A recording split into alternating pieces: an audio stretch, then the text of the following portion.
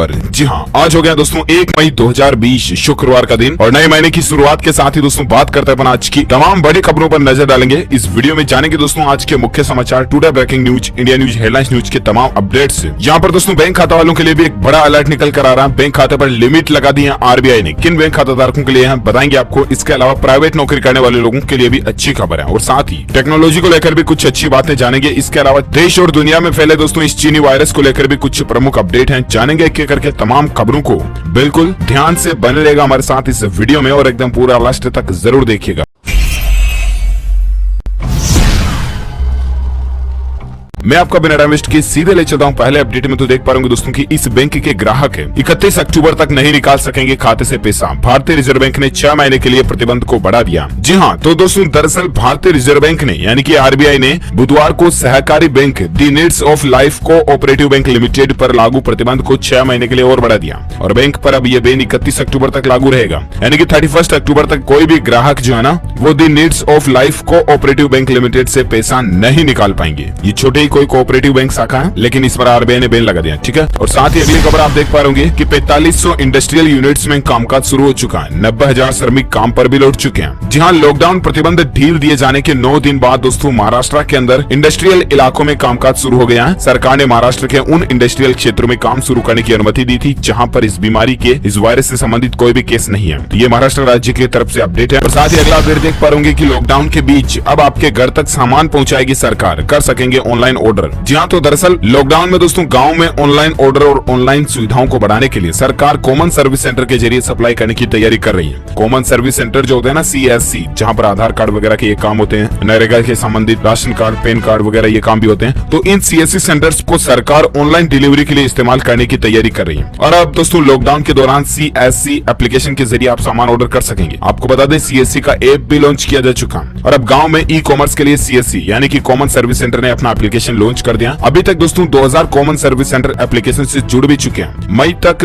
2 lakh common service centre को जोड़ने का लक्ष्य रखा गया और ऐसे में कॉमन सर्विस सेंटर के जरिए फिलहाल सिर्फ जरूरत का सामान ही मुहैया कराएंगे सरकार के द्वारा। इसके जरिए दोस्तों आटा, दाल, चावल, सब्जी जैसी चीजें आप घर पर ही मंगा पाएंगे। तो ये सरकार की एक नई प्लानिंग है, अच्छी बात है। और साथ ही अगली खबर आप देख पा रहे कि दोस्तों 10 राज्यों में शराब की दुकानें खुलवाने के लिए आगे आया यह संगठन। सरकार को एक आइडिया भी दिया। जी हाँ, लॉकडाउन के बाद देश में सभी शराब की दुकानें बंद पड़ी है और पिछले कई दिनों से इन दुकानों को खोलने पर बातचीत भी चल रही है। और ऐसे में केरल, महाराष्ट्र, पंजाब, उत्तर प्रदेश और दिल्ली में इन दुकानों को खोलने पर चर्चाएं भी हुई। इसके बावजूद कामयाबी नहीं मिली। लेकिन अब एक संगठन सामने आया है जिसने देश के 10 राज्यों में शराब की दुकानों को खोलने की मांग की है। संगठन ने इस बीमारी के वायरस और लॉकडाउन के बीच एक नायाब आइडिया भी सरकार को दिया। दरअसल हम बात करें शराब निर्माता कंपनियों का संगठन the confederation of all India alcohol beverage companies CIABC। इसने दोस्तों सरकार से 10 राज्यों में शराब की दुकानें खोलने की मांग की है और संगठन ने सुझाव दिया सरकार को कि कई ऐसी जगह जहाँ पर इस बीमारी का एक भी मामला नहीं है वहाँ पर शराब की दुकानों को खोल दिया जाना चाहिए। अब देखते हैं आखिर गवर्नमेंट इस पर क्या फैसला लेती है और उसके बाद जो भी डिसीजन लिया जाएगा वही फाइनल रहेगा, हम आपको जरूर बताएंगे। साथ ही अगला अपडेट आ रहा है कि बड़ी खबर है, लॉकडाउन के बीच 7 लाख लोग काम पर लौट चुके हैं। 4 घंटे ओवर टाइम का दुगुना पैसा देना पड़ेगा। जी हाँ दोस्तों, गवर्नमेंट की तरफ से ये बहुत ही अच्छी खबर आ रही है। राज्य सरकार की तरफ से, हरियाणा राज्य सरकार की तरफ से, है ना। इस बीमारी के मसले के चलते लॉकडाउन के दौरान हरियाणा राज्य सरकार ने ईंट भट्टों और कई सारे उद्योगों को काम को शुरू करने की मंजूरी तो दे दी है।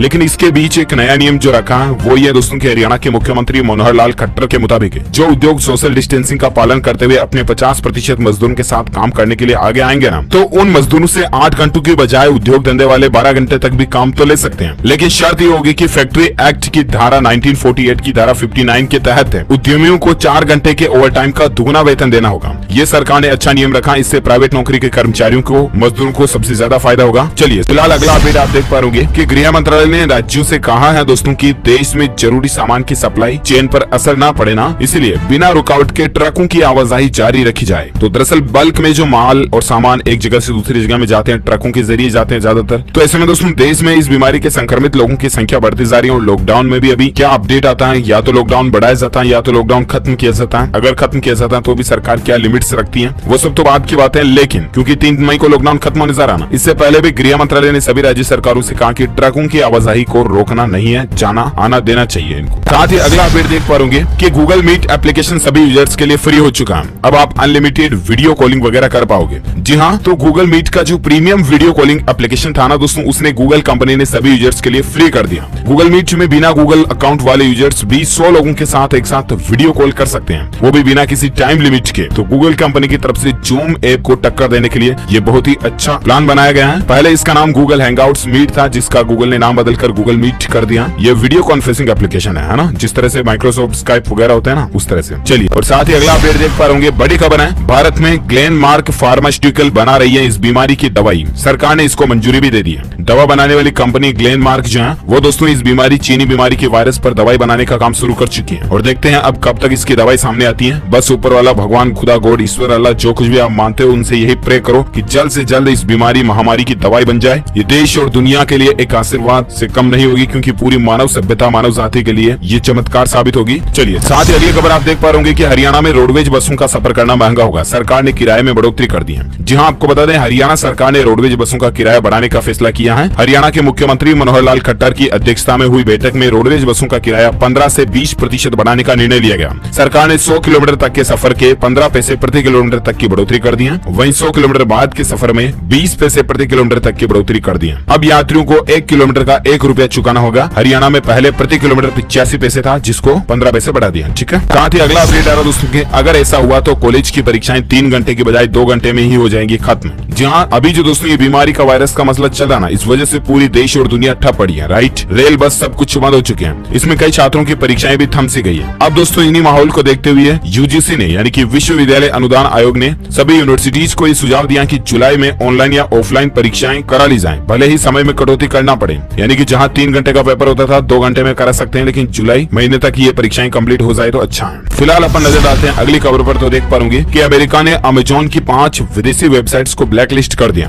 कंपनी ने कहा दोस्तों की यह कदम राजनीति से प्रेरित है, बेजोस से निजी दुश्मनी निकाल रहे हैं ट्रंप। जी हाँ, तो दरअसल दोस्तों लॉकडाउन में भारी मुनाफा कमाने वाली कंपनी अमेजोन की 5 फॉरेन वेबसाइट्स को अमेरिकी सरकार ने ब्लैकलिस्ट कर दिया। इसमें यूके, जर्मनी, फ्रांस, इंडिया और कनाडा की साइट भी शामिल है। चलिए, और साथ ही अगला अपडेट आ रहा कि लॉकडाउन के बाद बदल जाएगा मेट्रो में सफर, बंद हो सकती है ये सर्विस। जी हाँ, भारत में दोस्तों 3 मई को लॉकडाउन खत्म होने की बात है, और जब अगर लॉकडाउन खत्म होता है तो फिर से रेलें, ट्रेनें, बसें वगैरह चालू होगी। इस दौरान देश भर में मेट्रो ट्रेनों के शुरू होने पर सरकार टोकन से यात्रा करने पर रोक लगा सकती है, और केवल कॉन्टेक्ट लेस स्मार्ट कार्ड के जरिए ही अनुमति दी जा सकती है। मामले से जुड़े एक अधिकारी ने बात की जानकारी दी है। हालांकि अभी तक सरकार की तरफ से ऐसा कोई ऑफिशियल अपडेट नहीं है, लेकिन केंद्रीय आवास और शहरी मामलों का मंत्रालय लॉकडाउन के बाद मेट्रो सेवा शुरू करने के लिए स्टैंडर्ड ऑपरेटिंग प्रोसीजर SOP तैयार करने में जुटा हुआ है। अब देखते हैं रेलवे डिपार्टमेंट की तरफ से या prime minister of India Narendra Modi government की तरफ से जो कोई भी अपडेट आएगा मैं आपको बताऊंगा जरूर। साथ ही अगला अपडेट आ रहा है कि लॉकडाउन में मध्य प्रदेश सरकार ने तैयारियां तेज कर दी है। 1 मई से पहले ही हो जाएगी 50,000 मजदूरों की घर वापसी। जहां मध्य प्रदेश के अंदर और प्रदेश के बाहर फंसे मजदूरों को उनके घरों तक पहुंचाने का अभियान अब जोर पकड़ चुका है। और MP सरकार की कवायद के चलते दोस्तों 50,000 मजदूरों की घर वापसी 1 मई को मजदूर दिवस के मौके पर ही किए जाने का सरकार ने प्लान बनाया है। इसका सरकार का दावा है। सरकार ने दूसरे राज्यों में फंसे मजदूरों की वापसी को लेकर अलग अलग राज्यों के अफसरों के साथ समन्वय बनाकर उनकी वापसी का रास्ता भी खोला। ये राहत की बात है मजदूरों के लिए स्पेशली। और साथ ही फिलहाल अगला अपडेट आप देख पाओगे कि इस सरकारी बैंक ने अपने ग्राहकों को तोहफा दिया। अब होम लोन, ऑटो लोन की EMI यानी कि महीने की किस्त सस्ती आएगी आपकी, क्योंकि बचत होगी। तो दरअसल इंडियन बैंक ने नियामकीय सूचना में कहा दोस्तों की 3 मई से ही ब्याज दरों को, लोन की रेटों को घटाने जा रहा है इंडियन बैंक। MCLR में 0.30% की कटौती कर दी है, और जहां लोन रेट पहले 8 रुपए 10 पैसे था ना दोस्तों, उसको घटाकर 7 रुपए 80 पैसे कर दिया। अगर अब आप इंडियन बैंक से लोन लेते हो या पहले से लोन लिया हुआ तो आपकी EMI महीने की किस्त कुछ कम आएगी, और ऐसे में आपको ब्याज कम देना पड़ेगा। साथ ही अगली खबर आप देख पा रहे कि देश में अगले 5 साल में 111 लाख करोड़ रुपए का इंफ्रास्ट्रक्चर निवेश होगा। NIP टास्क फोर्स ने अंतिम रिपोर्ट में पूरा हिसाब दिया है। जी हाँ, आपको बता दें नेशनल इंफ्रास्ट्रक्चर पाइपलाइन यानी कि NIP पर गठित कार्यदल की अंतिम रिपोर्ट जमा होने के बाद अब अगले 5 साल के लिए देश के इंफ्रास्ट्रक्चर निवेश का लक्ष्य थोड़ा बड़ा हो गया। टास्क फोर्स की अंतिम रिपोर्ट में कारोबारी साल 2020-25 के दौरान 111 लाख करोड़ रुपए के निवेश का लक्ष्य पेश किया गया। यह अच्छी बात है, भारत की इकोनॉमी को बूस्ट करने के लिए बहुत ही फायदेमंद होगा, क्योंकि अभी लॉकडाउन के चलते सभी देशों की इकोनॉमी रुक सी गई है, उसको वापस बूस्ट मिलेगा। और साथ ही अगला अपडेट आप देख पाओगे कि दोस्तों 40 दिन के लॉकडाउन में 40,000 करोड़ रुपए घट जाएगी सरकार की पेट्रोलियम आय। जरा सोचिए, पेट्रोलियम रिसोर्सेज से सरकार को कितनी कमाई होती है, और लॉकडाउन में गाड़ी घोड़ा व्हीकल वाहन वगैरह सब कुछ बंद है, तो इसी के चलते सरकार को इतना घाटा जा रहा। साथ ही अगला अपडेट आ रहा दोस्तों की एनटीए एप्लीकेशन 2020 एग्जाम को लेकर देख सकते हैं, फिर से बढ़ चुकी है प्रवेश परीक्षाओं की आवेदन की तिथियां। राष्ट्रीय परीक्षा एजेंसी ने नया अपडेट जारी किया और एनटीए एग्जाम की एडमिशन डेट्स को 5 जून तक बढ़ा दिया। NTA.ac.in ऑफिशियल वेबसाइट पर जाकर के आप जानकारी चेक कर लीजिएगा। और ऐसे में दोस्तों एजुकेशन न्यूज के तहत ही अगला अपडेट आप देख पाएंगे कि छत्तीसगढ़ बोर्ड की 4 मई से होने वाली 10वीं और 12वीं की परीक्षाओं को भी फिलहाल स्थगित कर दिया। हालांकि अभी इनकी डेट वगैरह घोषित नहीं हुई, लेकिन फिलहाल इन परीक्षाओं को पोस्ट कर दिया। और अगला अपडेट देख पाएंगे कि कर्नाटक में 4 मई से खुलेंगे IT कंपनियों के दफ्तर। राज्य सरकार ने इसको लेकर मंजूरी दे दी है। जहां देश के दक्षिण राज्य कर्नाटक में दोस्तों 4 मई से ही बिजनेस एक्टिविटी फिर से शुरू हो सकती है, क्योंकि राज्य सरकार ने इसकी तैयारी शुरू कर दी है। CNBC आवाज को मिली एक्सक्लूसिव जानकारी के मुताबिक सरकार ने दोस्तों 4 मई से ही IT कंपनीज को खोलने का प्लान बनाया है। चलिए, और साथ ही अगला अपडेट देख पाएंगे कि 1 महीने के लिए CS की एग्जामिनेशन को भी टाल दिया गया। ICSI ने ICSI.edu पर ऑफिशियल अधिकारी नोटिफिकेशन भी जारी कर दिया। और ऐसे में कंपनी सेक्रेटरीज के जो एग्जाम होते हैं ना, फाउंडेशन, एग्जीक्यूटिव और प्रोफेशनल प्रोग्राम्स की परीक्षाओं को फिलहाल टाल दिया। 6 जुलाई 2020 से वापस एग्जामिनेशन होने की संभावना है। इसी के साथ ही अगला अपडेट आ रहा है दोस्तों, BMW कंपनी जो है उसने डॉक्टरों के लिए एक स्पेशल सर्विस स्कीम शुरू की है, और इसके तहत विशेष सेवा शुरू करने की कंपनी ने कवायद दी है।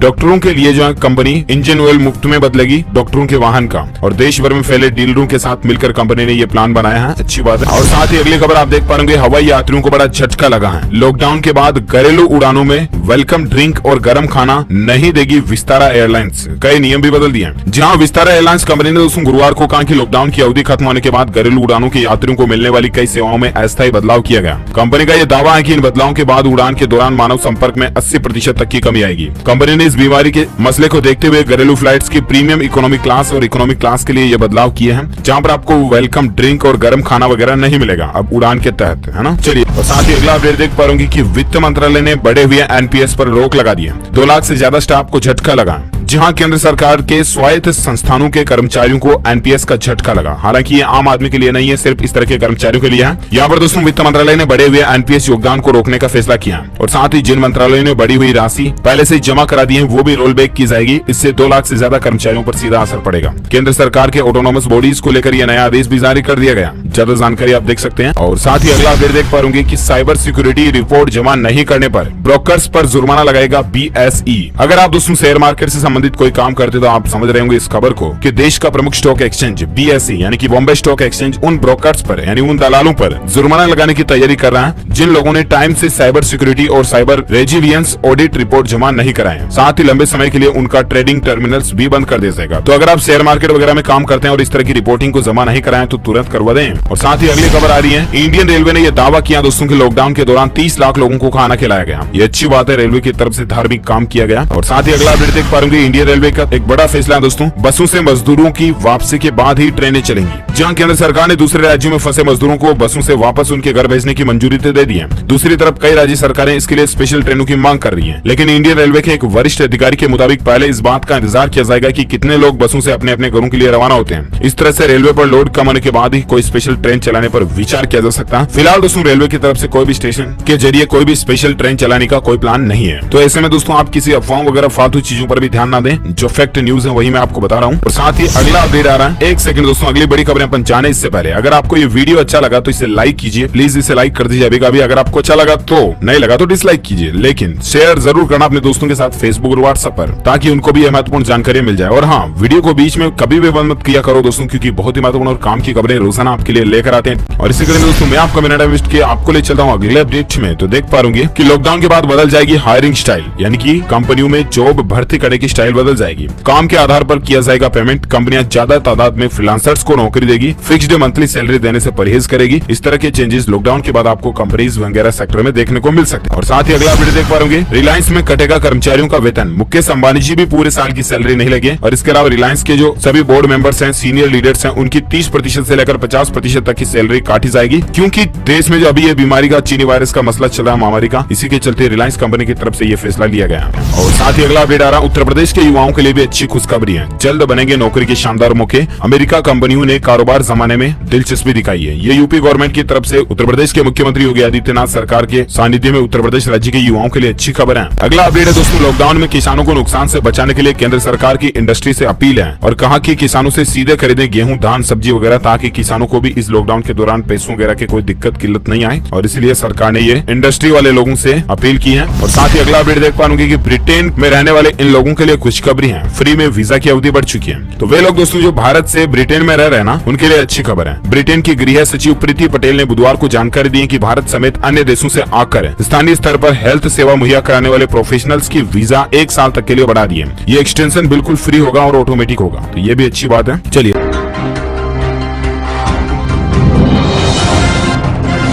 के मौसम समाचार की तो देख पाओगे कि अगले 24 घंटों के दौरान पूर्वोत्तर भारत में दोस्तों हल्की से मध्यम बारिश हो सकती है। इसी दौरान हिमाचल प्रदेश, उत्तराखंड, जम्मू कश्मीर, लद्दाख, उत्तरी पंजाब में भी कहीं हल्की बारिश होने की संभावना है। केरल, आंतरिक तमिलनाडु और दक्षिण आंतरिक कर्नाटक में भी कुछ जगहों पर हल्की से मध्यम बारिश हो सकती है। इसके अलावा दक्षिणी कोंकण, गोवा, दक्षिणी मध्य महाराष्ट्र, उत्तरी मध्य प्रदेश, तेलंगाना और राजस्थान में भी 1-2 जगहों पर हल्की से मध्यम बारिश हो सकती है। तो ये तो रहे आज के वेदर न्यूज अपडेट, मौसम समाचार। और इसके साथ ही अब नजर डालें दोस्तों देश और दुनिया में इस बीमारी के मसले को लेकर क्या डेटा और आंकड़े आ रहे हैं अभी तक। तो भारत में पिछले 24 घंटों में 1823 नए संक्रमित मामले देखे गए हैं। 67 लोग इस दुनिया को अलविदा कह चुके हैं भारत से पिछले 24 घंटों के दौरान। वहीं टोटल आंकड़ों की अगर बात करें दोस्तों तो भारत में कुल संख्या 33,610 तक पहुंच चुकी है और अब तक 1075 लोग भारत से इस दुनिया को अलविदा कह चुके हैं। इसके अलावा राजस्थान में 146 और नए मामले देखे गए और उसके बाद राजस्थान में यह संख्या टोटल 2584 हो चुकी है। और भी अलग अलग राज्यों के डेटा और आंकड़े आप गवर्नमेंट के ऑफिशियल पोर्टल पर या आरोग्य सेतु एप्लीकेशन के जरिए भी चेक कर सकते हैं। इसके अलावा उत्तर प्रदेश में भी दोस्तों इस बीमारी से संक्रमित लोगों की संख्या 2211 पहुंच चुकी है। 40 लोगों की जान जाने की खबर भी है। ओके दोस्तों, तो इसी के साथ ही ये आज की बड़ी खबरें, मुख्य समाचार, today breaking news, India news, headlines news का अपडेट वीडियो ही खत्म होता है। और हाँ, साथ ही आप मुझे नीचे कमेंट करके जरूर बताना दोस्तों कि